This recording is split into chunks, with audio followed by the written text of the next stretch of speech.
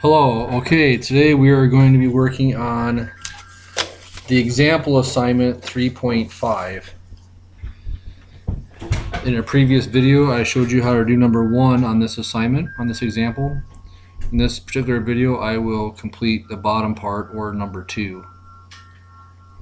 In this example number 2, we will be completing a storage hedge, which means we are going to harvest our grain in the fall, and instead of selling it right out of the field, we are going to, as I said, we are going to, instead of selling our grain out of the field, we are going to store it for sale at a later time. At the same time, by enacting a storage hedge, what we're going to do is lock in a price for our grain now, capture some basis improvement, and capture some market carry, and lock in a return for storing that grain. Well, let's go ahead and look at this problem.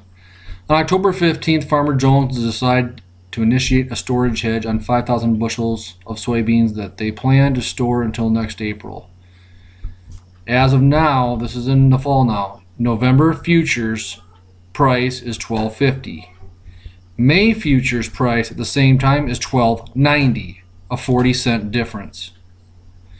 Today's current cash price is $12.15. Basis in May is expected to be 30 cents. Well, as I've typed here, we currently have a 35-cent basis. We see that November futures price is $12.50. Current cash price is $12.15. So we currently have a basis of 35 cents. We're expecting basis to narrow to 30 cents. Okay, so what is our expected hedge price? Well, we sell a May futures contract at $12.90. We expect basis to be 30 cents under. Therefore, our expected hedge price is $12.60. We'll see in a little bit how that actually works, but whenever you're looking at a hedging problem, whatever you sell your futures contract at, minus that ending basis, is where we're going to have our realized price. Okay, so on letter B, what is the expected gross storage return? Well, today we can get $12.15. Current cash price is $12.15. We are locking in a price at $12.60.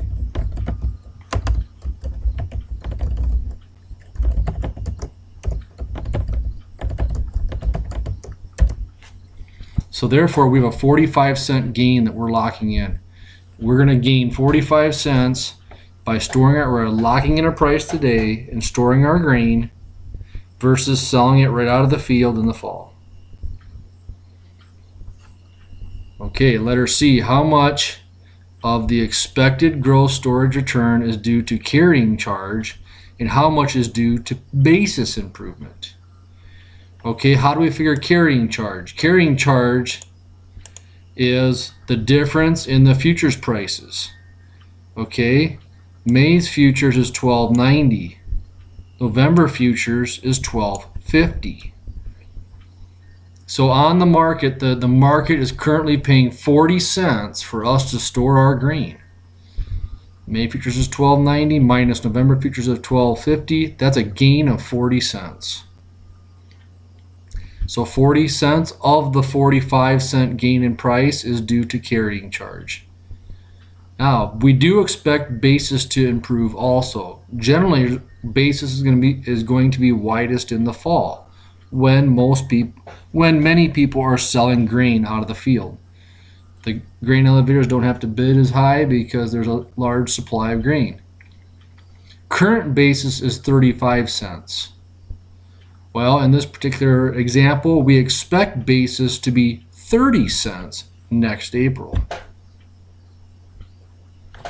We predict basis by previous years' basis levels. Maybe our own experience, maybe looking at basis charts over past years. But in any case, we have an expected guess of what we expect basis to be. In this particular case, our current basis is 35 cents. We expect basis to be 30 cents.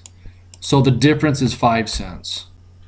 So you put the 40 cents carrying charge with the 5 cent basis improvement.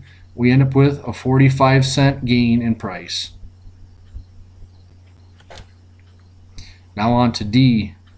What is the actual hedge price if May futures price is $11.50 in April and cash price is $11.25?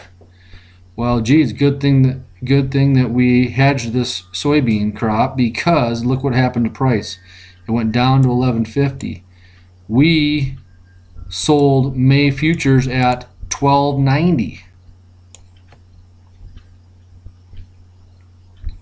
So how does this work out? Okay. We currently have a basis of 25 cents. Why? Because futures price is $11.50. Cash price is $11.25. That's a difference of 25 cents. We expected a basis of 30 cents. If you remember up here, our expected basis was 30 cents. We sold May futures at $12.90. Our expected basis was 30 cents, so our expected hedge price was $12.60. Well, as it turns out, our basis guess was a little bit off. Basis was 5 cents narrower than we expected at 25 cents. So our overall hedge price is 5 cents better than we expected at $12.65. Well, how does this work? How did that happen? Well, remember, we originally sold at $12.90. We get to buy it back at $11.50. So we bought low, we sold high. We gained $1.40. Our cash price that we get to sell our beans out of the bin in spring is $11.25. We take the $1.40 of the futures gain and add that to the $11.25 in cash. We end up with a realized price of $12.65, which is 5 cents better than what we predicted. Why? Because basis was 5 cents narrower than we predicted. Okay, so what's the gross storage return in D? Gross storage return, again, remember, we were offered $12.15 in the fall. We locked in a realized price of $12.65 and stored that grain.